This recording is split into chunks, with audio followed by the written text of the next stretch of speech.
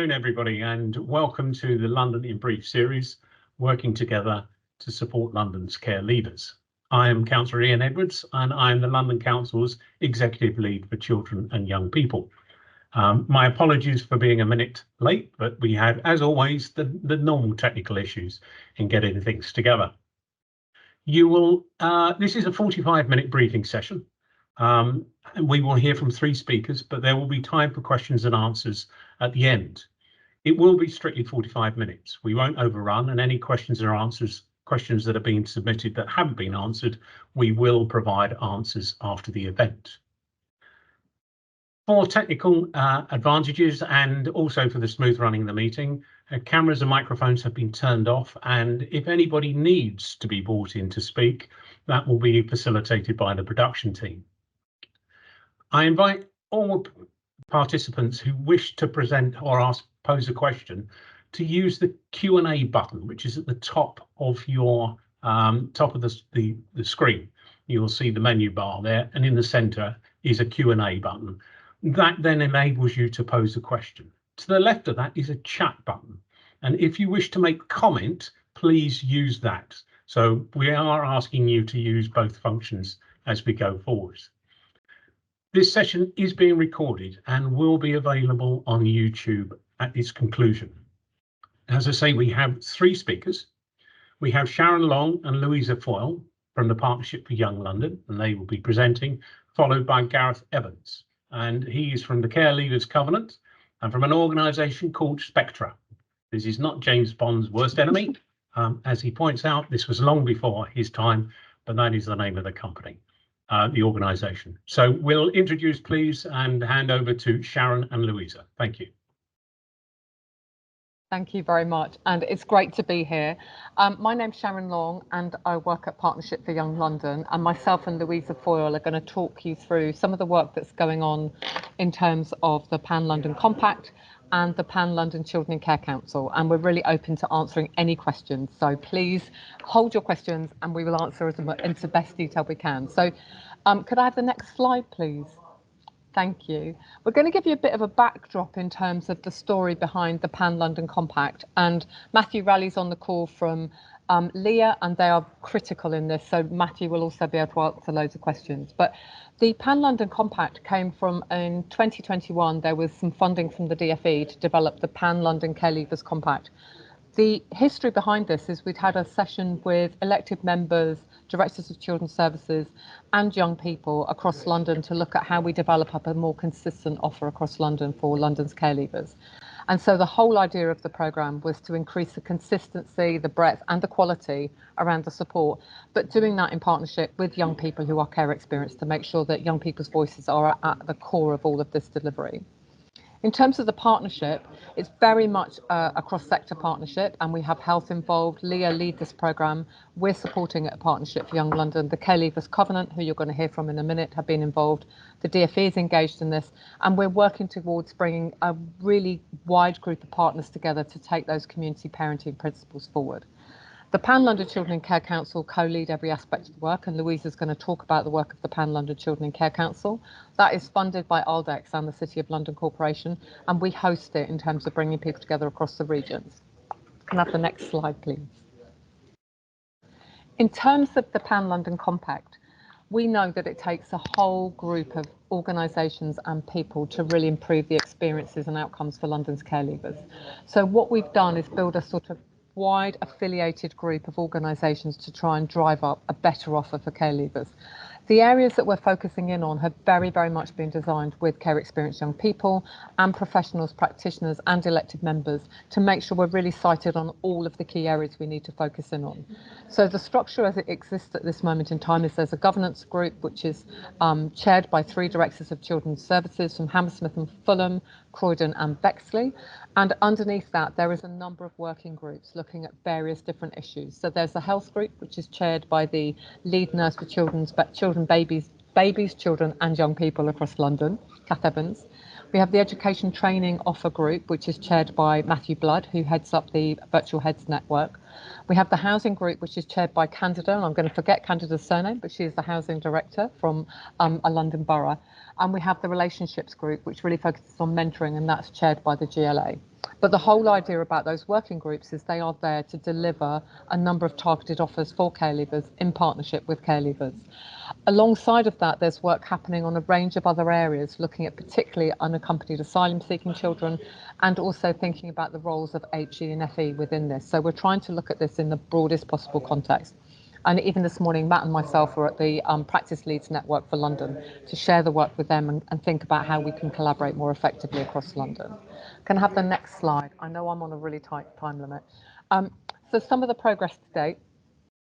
Health have been focusing in very much on free prescriptions, and they're doing that across the 5 ICS areas, and they are developing up the protocols and the approach around this to make sure young people access free prescriptions where they may not be eligible. They are also looking at a mental health offer, and they also want to focus in on dentistry and ophthalmology. So the whole idea is to set some clear targets and then think about a broader picture that they want to develop. Transport for London, I'm sure you've all seen this. The mayor the last election committed to half price travel on buses and trams, so that will reach about 16,000 care leavers. So we're just trying to get the protocols and make sure all care leavers access that. The housing commitments are really looking at council tax, priority need, rent deposit schemes, and joint housing and social care protocols. So there's a group of people working on that. For the local authorities, one of the critical bits of it, and Gareth is here from My Covenant, is we really want to think about how we can work with My Covenant and think about whole council approaches, and that might include targeted apprenticeships for young people, but thinking about the local authorities offer across this. We did a massive launch with the Minister Johnny Mercer in March 2024 and with the lead for NHS London to try and think about what are our ambitions in this space. So there's lots of work going on. So the other work that's happening, which is just useful to be cited on, we also are working with judges to think about how do we work with judges in terms of supporting care leavers. And that's also come up with some of the local authority leads. And on top of that, we're trying to influence funding as it comes out. So with UK Shared Prosperity Fund or with the mentoring offer that's coming out from the GLA, we're really trying to make sure that we try and corral that funding into action and make sure that all London boroughs get access to some of that funding. I think it's the next slide, and I think it might be Louisa.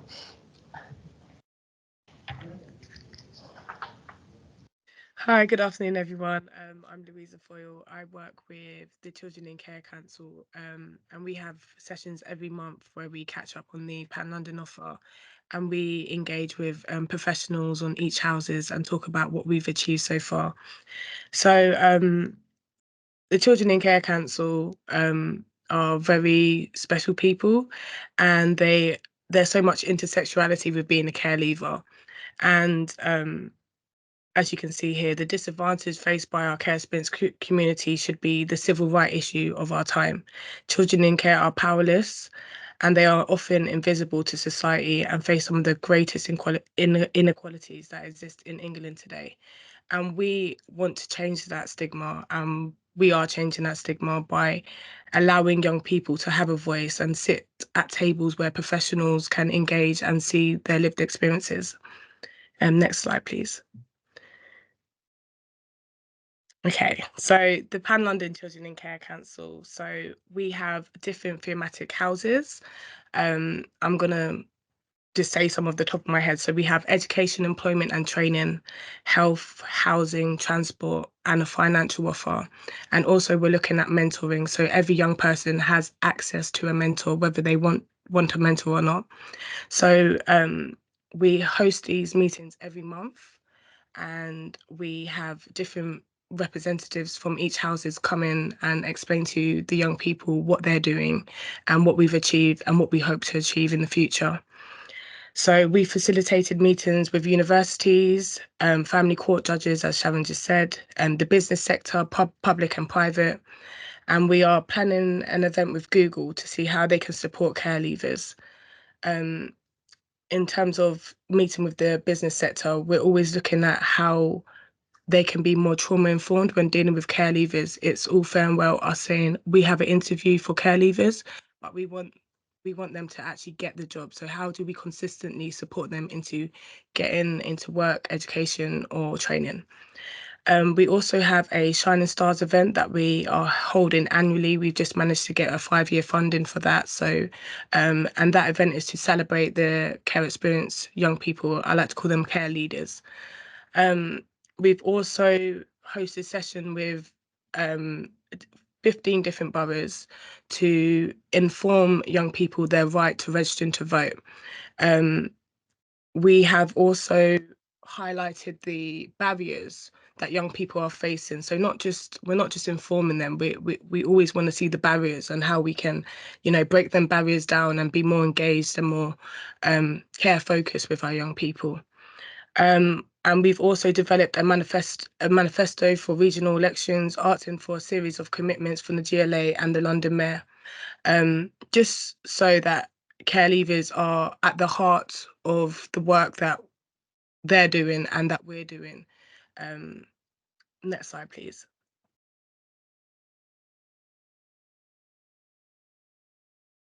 I think that's it. Yeah. Yeah. So just to kind of wrap up what we're doing. So the Children in Care Council, as I said, are very special individuals, and they all have different lived experiences, different intersectionalities. And I think it's very important for us as professionals to understand and understand that these are people's lives and lived events, and we can only comprehend and emphasize with these young people once we understand what they're going through on a societal basis and on an individual basis as well. Thank you very much. That's me. Thank you, Sharon and Louisa. We'll move straight on, if I can, please, and invite Gareth to speak. Gareth? Yeah, hi. Thank you, Councillor. Thanks, Sharon and Louisa. Thanks to the production team for having me today. Really pleased to be here to talk about the Care Leaver Covenant and how our work links in with what Sharon, Louisa and lots of others are doing in this space. So I work for an organisation called Spectra. No links to espionage, counter to Councillor's introduction. We work with government and with organisations directly, looking at inclusion processes and social impact across the country. And we are the national delivery partner for the Care Leaver Covenant, which is funded by the Department for Education. We've been delivering that programme now for about 5.5 years, and it takes its name. For those of you who aren't as familiar with the programme, it takes its name from the Armed Forces Covenant, which has been around for longer and maybe has a bit more mainstream awareness. That covenant is about supporting ex-servicemen and women as they return to civilian life, and our covenant is about building a scaffolding of support from across all sectors and industries for our young people as they leave care. In practical terms, what the covenant is a network of over 500 organisations who've signed up to the programme, which involves making a very tangible and accessible offer of support or an opportunity for our young people that our young people can access in a straightforward way. I'm going to talk about some of those offers in a moment. So we've got an amazing network of organisations, and what Spectra do is coordinate that network, make sure that there's a suite and a range of support offers and different types of opportunities that serve our really diverse care leaver community. We also make sure as delivery partner that not just offers and opportunities are being created, but that our young people actually know what those offers are and how to access them. So we are in the middle of the offers being created and the young people accessing those offers. In terms of our work with councils are absolutely integral to the Care Leaver Covenant. Without support and collaboration with councils, there would be kind of no covenant to speak of, I think. You've heard about the context in London from Sharon and Louisa, and the compact's a really great example of what we are trying to do on a national level, which is about bringing greater consistency to council offers and enhancing the support that councils provide for their young people. So those examples that Sharon talked through are really reflective of the national picture that we are trying to create. We see the covenant very much as an augmentation or a supplement on top of council's local offers. And when we were about a year and a half into delivering the covenant, we developed a strategy. So going back to 2020, 2021, we developed a strategy called the whole council approach, which brings to the forefront the idea that our young people are not only the responsibility of children's services departments and colleagues in that space, but they are the responsibility of the whole council, the whole organisation. And through that approach, which is charted in a document that's available on our website, we encourage thinking about how councils can support and elevate our young people through all of their processes as an organisation. A really central tenet of that approach is using procurement to enhance support for our young people. So particularly in the area of skills building, training and employment, we think social value procurement can be a really powerful tool, not just for creating greater opportunities for the young people of that council, but also for influencing suppliers and influencing other organisations to think about our young people as a group that's facing barriers to employment or barriers to skills building. So there's a dual benefit, we believe, from using procurement in a more explicit way to support our young people. Motoring through, I'm just going to talk for a moment about how we also work with organisations in the private sector to support our young people. So as Sharon touched on a couple of examples of what the Compact are doing, we do that on a national level. We work with companies to create offers and opportunities that really connect to what we hear from our young people they need or they want. So some examples of those offers that are currently live through the covenant. We've got Pure Gym offering a significant discount on their gym membership fees to any care leaver across the country. That's accessible through the covenant, and it's been really well taken up and well received. We've got Metro Bank, the High Street Bank, who've created a tailored account opening process that speaks to some of the ID challenges that lots of our young people face. We're working with Sky, looking at access to the internet and to technology devices that help with, or more than help with, that are often now integral to completing job applications, completing interviews. So connectivity.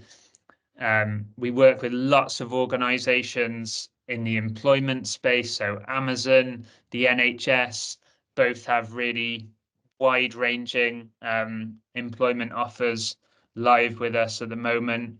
And we also have offers that are about including our young people in cultural activities and cultural pursuits.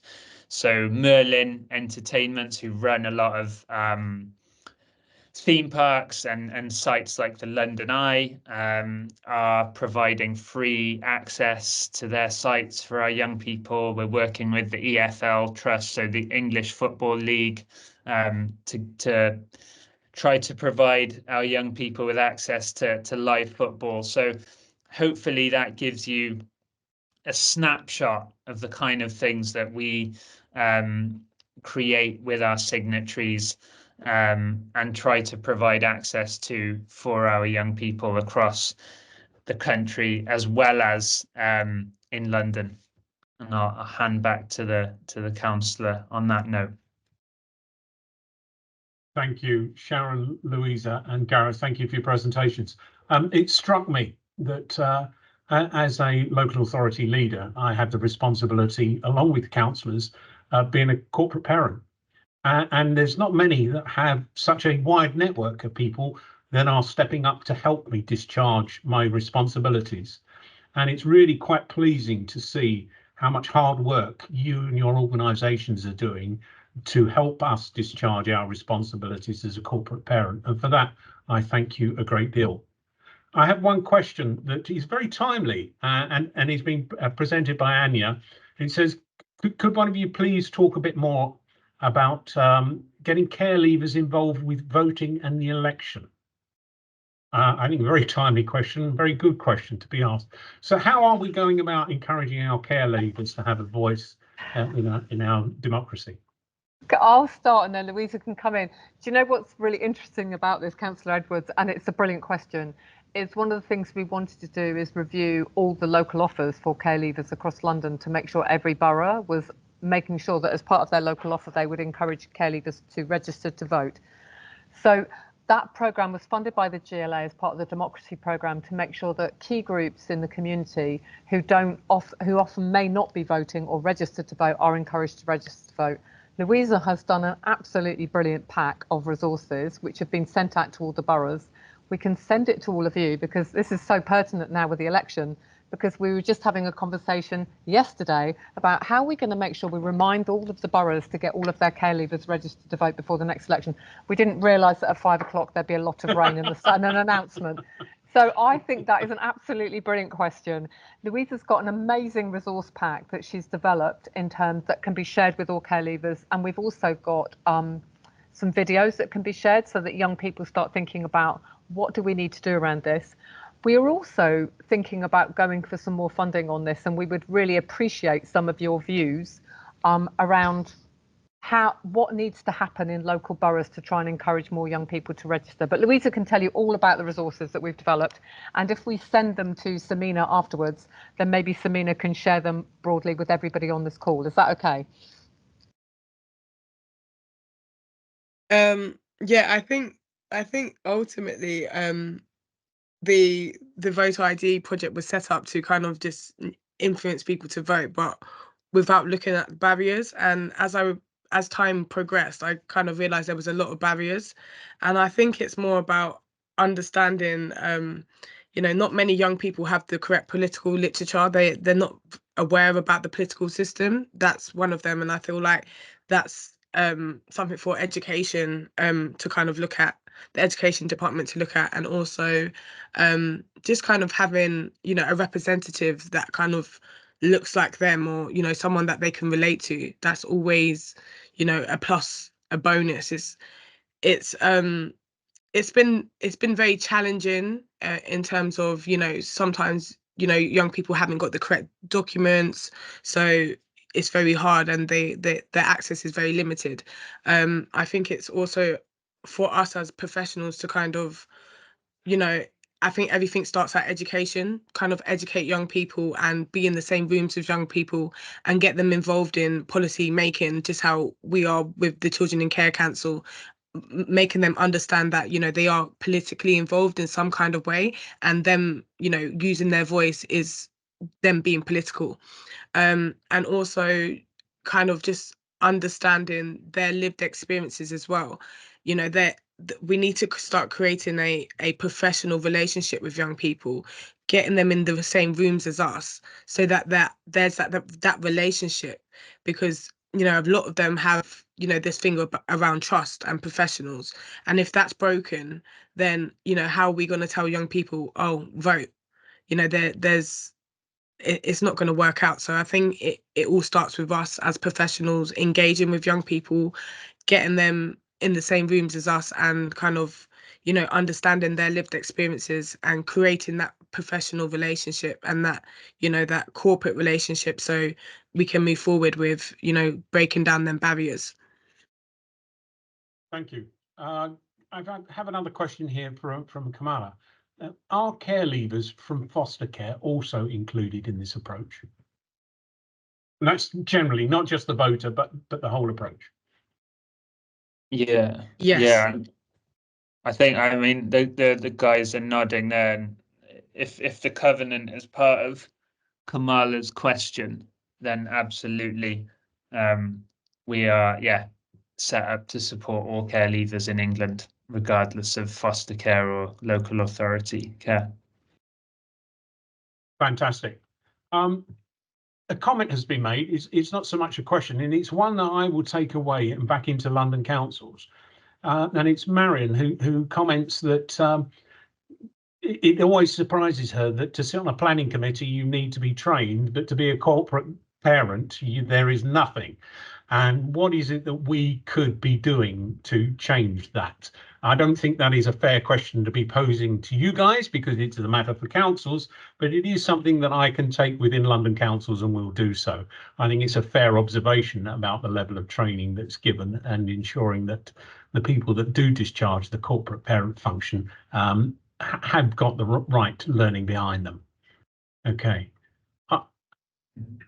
Colleagues, are there any further questions that wish to be asked at all? In the absence of this, I'm not going to create questions. Hold on, I have a hand raised. Who's? What have we got here? Technology. Wonderful. I have Councillor Islam has the hand raised. Could the production team please facilitate Councillor Islam to join?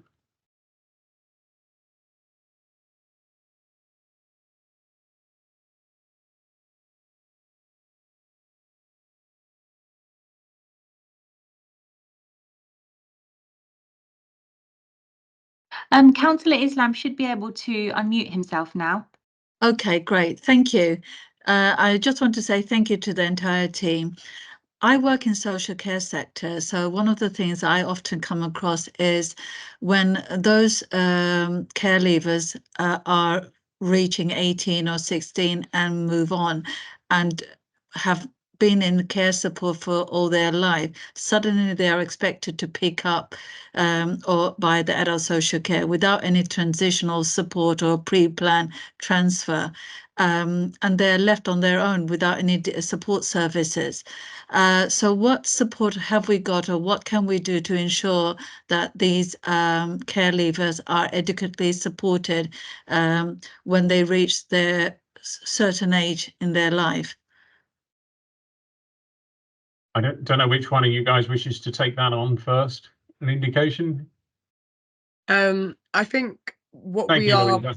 It's okay. I think what we're planning to do is, as I said, we have the 8 thematic houses. We're always extending them houses, and I think one of them is transition, looking at transitioning, and for us to intervene from the age of 16 rather than 18 and waiting for young people to turn 18.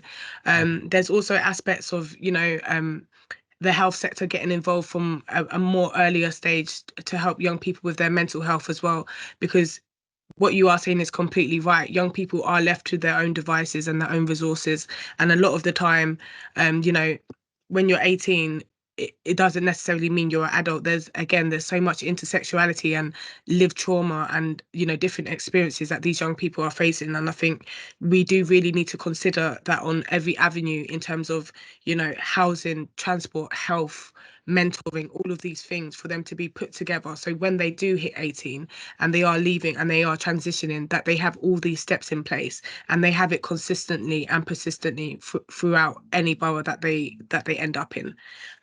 Yeah, definitely. Thank you.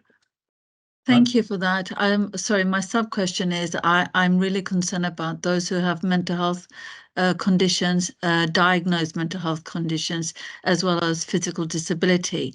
These are the ones often are falling through the net because they're not getting the right appropriate support. There's no handover to adult social care when they reach certain age. And these are the people who, especially those who were in care sector, you know, in special schools or had support services in place, and all of a sudden they're left with nothing and family are struggling to care for them. And a lot of local authorities don't have a transitional team in place. So this is where my concern, you know, what can we do to ensure that is mandatory for all local authorities to have a transitional team, and it shows how well they can work if it when children are reaching certain age of their life. Thank you. Thank you. I noticed that Matthew, you've indicated you wish to speak. Can I ask the production team to bring Matthew in? Matthew Riley. Thanks, Councillor Edwards. Hopefully, can you hear me? Hopefully, Yeah. Yeah, great. Just to introduce myself ever so quickly, my name is Matt Rowley. I work for an organisation called LEA. What that is in real terms is the programme across London Children's Services, where they've got shared ambitions, and we work very closely with Sharon and Louisa on this.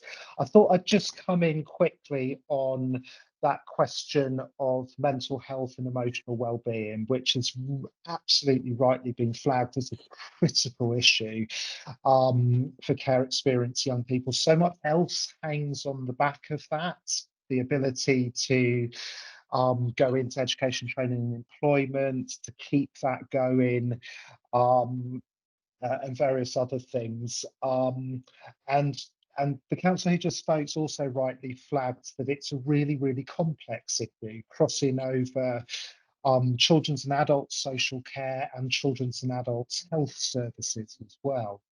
And frankly, I think some of our care leavers have fallen into gaps between those systems. I did want to just reference that there's some really good work now happening in London around this. There is a group of health and social care professionals, Sharon mentioned earlier, led by an amazing health leads from East London called Kath Evans, working across London to look at this. And there's a really interesting and important research piece mapping the different provision in different parts of London to meet that need, and I can circulate that to the group if you'd like to know a little bit more about it.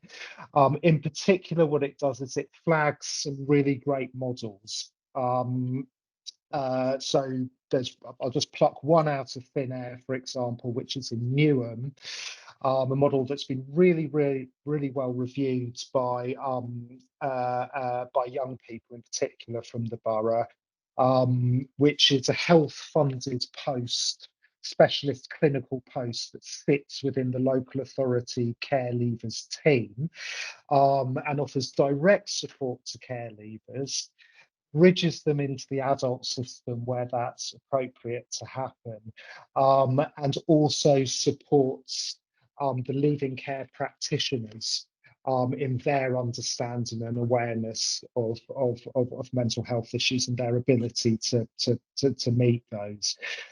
So yeah, that's kind of enough from me, I think, but I just wanted to kind of come in on that question because I just felt that was such an important one.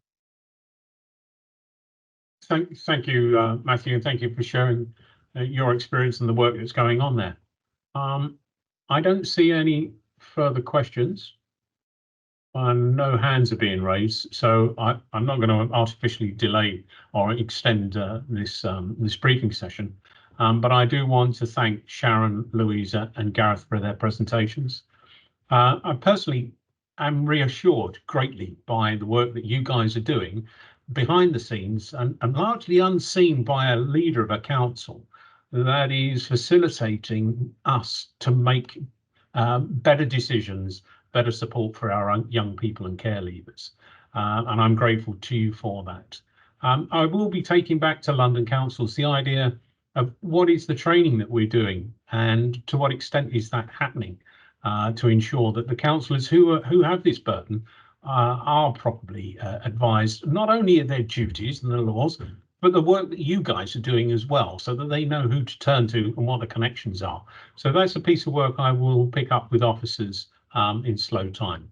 But let me now just bring this briefing session to a close with, once again, a thank you to your 3 speakers, but also thank you for the attendees. I hope you found it useful.